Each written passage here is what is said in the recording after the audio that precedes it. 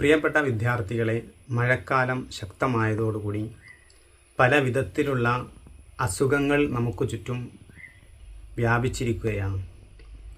മാറാരോഗങ്ങളും പകർച്ചവ്യാധികളുമായി പല വിധത്തിലുള്ള അസുഖങ്ങൾ പടർന്നു പിടിക്കുന്ന ഈ ഒരു സാഹചര്യത്തിൽ കുട്ടികൾ എന്നുള്ള നിലക്ക് നമ്മൾ ചില കാര്യങ്ങൾ ശ്രദ്ധിക്കേണ്ടതുണ്ട്.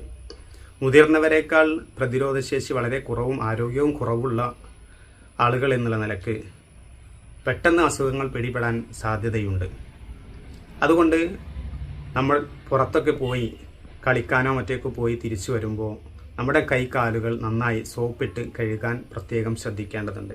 നമ്മുടെ വൃത്തിയും ശുചിത്വവും തന്നെയാണ് ഇതിലെല്ലാം ഏറ്റവും പ്രധാനം എന്നുള്ളത് നമ്മൾ മനസ്സിലാക്കുക.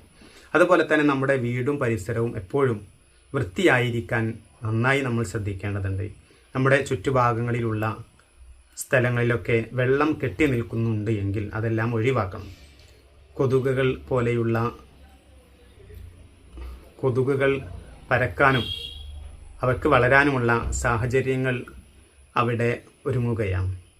അതുകൊണ്ട് അത്തരം സാഹചര്യങ്ങൾ ഒഴിവാക്കാൻ നമ്മൾ പ്രത്യേകം ശ്രദ്ധിക്കണം. അതുപോലെ നാം ശ്രദ്ധിക്കേണ്ട മറ്റൊരു പ്രധാനപ്പെട്ട കാര്യം, ഈ ഒരു കാലയളവിൽ എങ്കിലും രോഗം പിടിപെട്ടുകൊണ്ടിരിക്കുന്ന സമയത്ത് എങ്കിലും നമ്മൾ തിളപ്പിച്ചാറിയ വെള്ളം മാത്രം കുടിക്കാൻ പ്രത്യേകം ശ്രദ്ധിക്കേണ്ടതുണ്ട്. അങ്ങനെ കാര്യങ്ങളൊക്കെ ശ്രദ്ധിച്ച് ജാഗ്രതയോടുകൂടി മുന്നോട്ട് പോവുകയാണെങ്കിൽ നമ്മുടെ ആരോഗ്യം നല്ല നിലയിൽ കാത്തു സൂക്ഷിക്കാനും നമ്മുടെ നാടിൻ്റെ നന്മക്കായി നമുക്ക് മുന്നോട്ട് പോകാനും സാധിക്കും.